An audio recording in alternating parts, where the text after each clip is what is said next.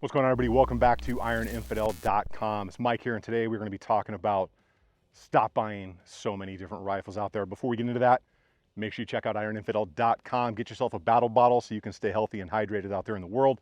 Of course, check out our fitness gear so you can stay fit, and all the swag that we have on there, some of the best swag in the game, should you be interested. Now, there are a ton of different rifles out there, and if you're an AR guy, there's a lot of different ways to set your rifle up. Everything from an SBR, which is super short, to an SPR, which is meant for a little bit more distance, or a scoped carbine, maybe even a recce build, something like that. But it gets extremely expensive to have all of these different rifles. However, the point of this video is there is a way to have more for less.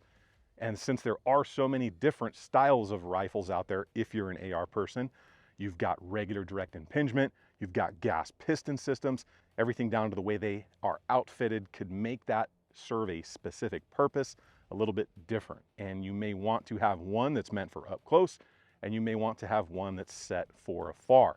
So I've got 3 examples here that are going to kind of go through that, of how you could have things set up differently. We're going to talk about the cost of each of these, and then I'm going to give you 3 different ways to have more for less. The first rifle we are going to go over today to talk about costs, just for an example, is going to be my URGI 14.5, which pretty much is rigged up in about every way you can imagine here. Everything from the B5 stock, got my Unity mounts, the EOTech G33 magnifier, full power PEC, and a Surefire RC3 can on here.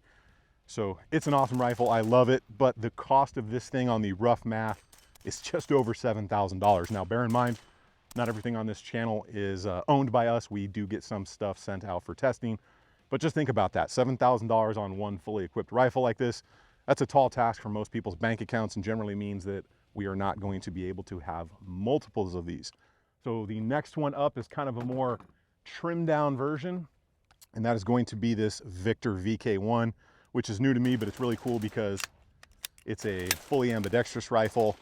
Not quite as fully kitted out, but you can see we have some good stuff here. Another EOTech, a D-Ball A3, you know, a light up here from HRT. Now this is a gas piston gun, which is why it's in the video today, because direct impingement and gas piston are quite a bit different. Some people like one more over the other, and that's really going to be up to you. But as this one sits, we're a little over $4,000. So you can see, even though it doesn't have all the stuff on it that one does, including the can, although it is ready for a can, $4 grand. That's a lot of money, again, for a rifle. Now, the next one we're going to talk about is the one that I've named the Stink Pickle. You've seen it on the channel before. That is going to be my ADM SPR. And that ADM is going to be this one right here. And as you can tell just by looking at this thing, it's pretty much set up for one thing, and that's more of a scoped carbine or distance. Everything from that B5 Systems accuracy stock here, the Steiner T6XI. Of course, I got some Arca rail on here, Accutech bipods, a suppressor on there, and this has a Criterion 18-inch SPR profile barrel. And this one is actually not the most expensive one of the bunch, even though it's got the probably most expensive optic on it. This one's sitting right around 48 to probably 5,000 right there. Again, not all this stuff is owned by the channel. Some of the stuff does get sent in for testing, but as you can tell, it's gotten extremely expensive just for these 3 examples. So how do we maximize what we are able to own and maximize our savings in our bank account? Let's start with the first of the 3 options you have to getting everything you want out of an AR while not having to have a ton of different rifles. The first way to go about maximizing your savings and how many different style of rifles you want in your collections is actually just assembling your own. Now, this does require a few things. You have to have some knowledge, right? You've got to know how to build these things. There's plenty of instructionals out there. There's schools out there for that.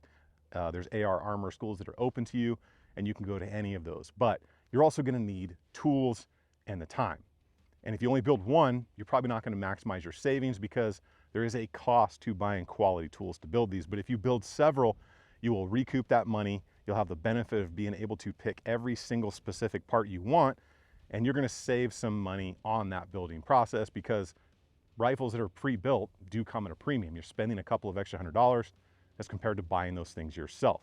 So if you have the time, you have the tools, and you have the knowledge, that is the first way that you can save some money and get everything you want. The second way here is where you start to see a lot of savings, and that is having one lower and getting multiple different uppers. Preferably on the lower, you want an SBR, short-barreled rifle. That way you can put different stocks on it, be totally legal.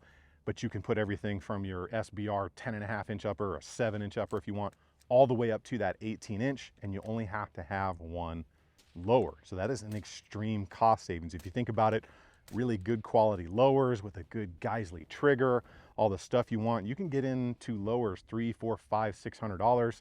So if you've got 3 different rifles, think of only having to have one lower, you just saved yourself anywhere from $500, maybe $1,500, depending on the quality of parts you use, the brand name of lower or the ambidextrous.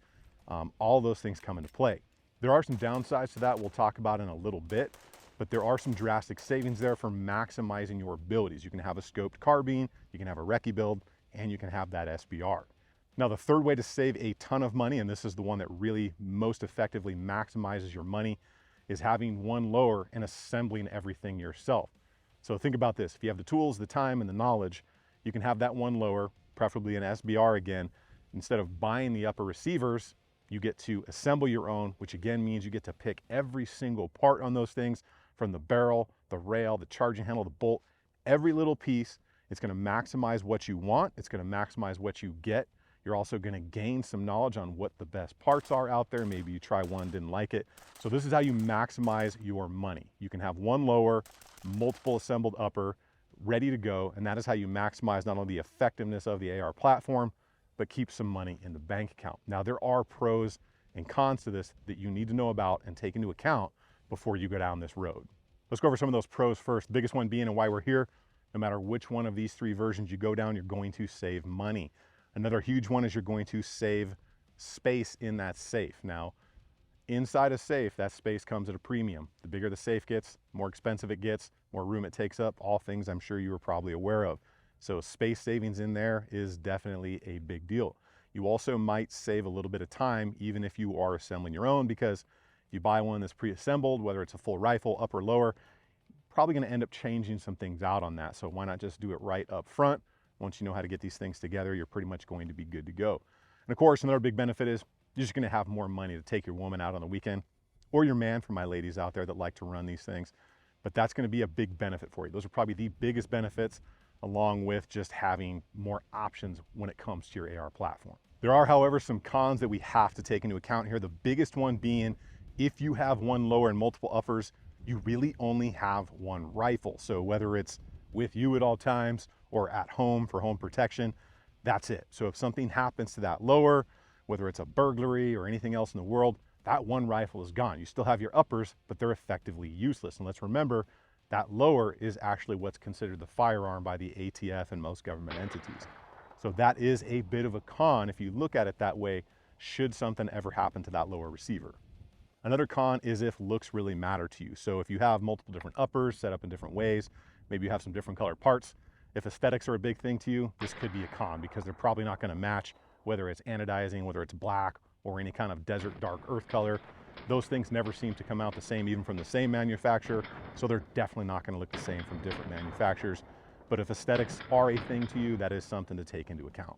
Another thing to pay attention to, if you have multiple different uppers for one lower receiver, say you have an SPR, which is more of a scoped carbine setup, and an SBR, which is a short barrel rifle for up close kind of CQB work, you're really not going to be able to fully customize that lower receiver for that intended purpose, mostly when it comes to like the stock and the trigger.